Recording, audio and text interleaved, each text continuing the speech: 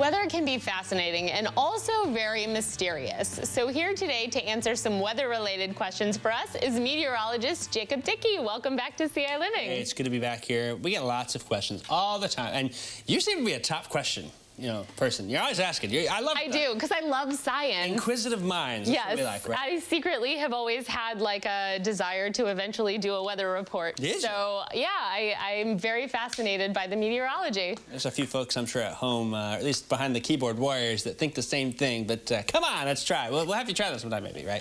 Okay, yeah, we'll see. Sounds great. Right. Well, we have a question for you today. Okay. All right. Hope I prepared. The question is, how can you tell if snow is going to be light and fluffy or heavy and wet? Yeah, it's actually really interesting because you can predict whether it'll be that sticking wet snow or if it's going to be that fluffier snow that blows around. It all has to do with the amount of water in there, and that comes from the temperature profile. So I've got some graphics I'm going to show you here, and you can see that. First off, let's take a look at an atmospheric sounding. A lot of times we talk about temperature at the surface. Everyone knows it's got to be 32 degrees, right? Well, what's happening above us? That's the big key for us here. So we look at snow type. We're looking at a couple of things. Heavier wet snow, let's just kind of define it first here. That heavier wet snow tends to be more of the snowmen, snow creams, snowballs. Okay. It's easier to plow. It sticks to things too, so it'll stick to trees, power lines, things like that. Dry and powdery snow is better for sledding. It's easier to move, and it blows around a little bit more. So you kind of have your pros and cons for either of that. We had a little bit more of a dry, powdery snow with the last go round here, and one of the reasons for that is those sounding profiles. What is a sounding? We are looking at the temperature profile aloft. We call it a skew T. You see those lines? You ever done graph paper in school? Yeah. Well, when you tilt those lines, your graph paper gets angled, and so each one of those lines is 0 degrees. So if you look here, I'll kind of show you on this monitor here. So this here is the 32-degree temperature line, and we're talking with height here. So the temperature profile is this red line. The dew point profile is that green line. The interesting thing for definition, when temperature and dew point equal each other, we're saturated.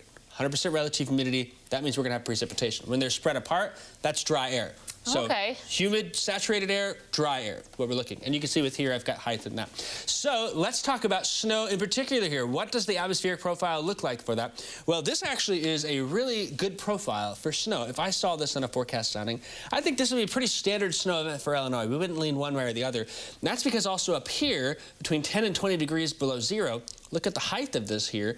We're about 3 miles up, so it could be 3, 4, 5 miles high here. That's where our snow growth actually is occurring, way up.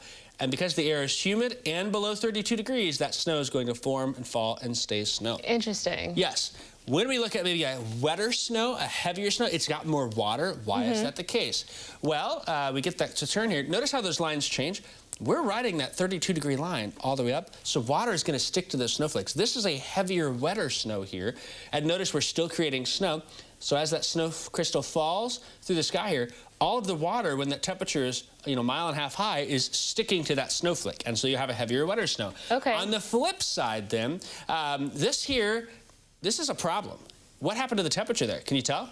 The temperature got warmer. It went warmer, yes. It's now above 32 degrees. That's when you can deal with sleet and freezing rain. Oh, okay. On the flip side, what about that powdery, dry snow? Look how cold we are all the way up. Just a mile up, we're about 0 degrees. Right. 2 miles up, we're 10 to 20 below. That is a drier, fluffier snow. So the colder, the drier. Not as much water. The colder, the drier. That is key for that particular thing there. And I think my clicker's been giving me a little problem. There we go. We talked about the snow ratios. This is another way to look at it. If we took an inch of water, you can bring this graphic full too if you want. Inch of water, what does that mean for snow? If we have a temperature closer to 32, even above that, sometimes that inch of water can lead to maybe 5 inches of snow. That's a wet snow. Right. 30 degrees, standard snow event, about 10 inches of snow per inch of water there. But when you get that dry snow, your ratio increases. An inch of water can actually make 20 inches of snow. This last event, we averaged about 15, 16 inches per inch of water based on the ratio. Right, and when you say make it, is it like evaporating and becoming more snow, or how does that work? No, it's just the snow crystals grow larger when it's that fluffier versus it's got a lot of water in it. It's going to stick and compress down and compact. So you still got an inch of water, but what does that look like? Right. Drier snow will add up a lot quicker than your heavy wet snow, which is slushy, compacts. not fun to do, but you can make Right. some ice balls out of that. Right, exactly. And then we have another question as well, right? Yes, we do, yeah. This one closely related, actually. Go ahead and read that one for me. Yeah, so the next question is, we recently had a mix of snow, sleet, and freezing rain in Effingham. So how did that happen, and what caused the mixture? Yeah, so that mixture is one that was interesting to see happen here. First off, types of precip. Remember when we were cold all the way through? The temperature was below 32 degrees. That's this right here. And go ahead and bring that full as well so we can see that. When it's cold air, 32 degrees or below, all the way up, we're having snow. You said yourself, the temperature got warmer than 32. Do you remember that? Mm-hmm. Depending on how much different that is, that can cause a change for us here. If we have a little layer of warm air that maybe is slightly above, as that snow falls into that, it will melt some. There might still be an ice crystal. And if there's still an ice crystal, once it hits that cold air below 32, it'll refreeze. That gives us sleet. However, if that warm air layer is thick enough, that snow particle melts entirely. Now it's just a raindrop, but below surface, 32 degrees or below, it's going to freeze on contact. That's freezing rain. And then, of course, if we've got snow above and it's warm all the way down, it's just plain rain.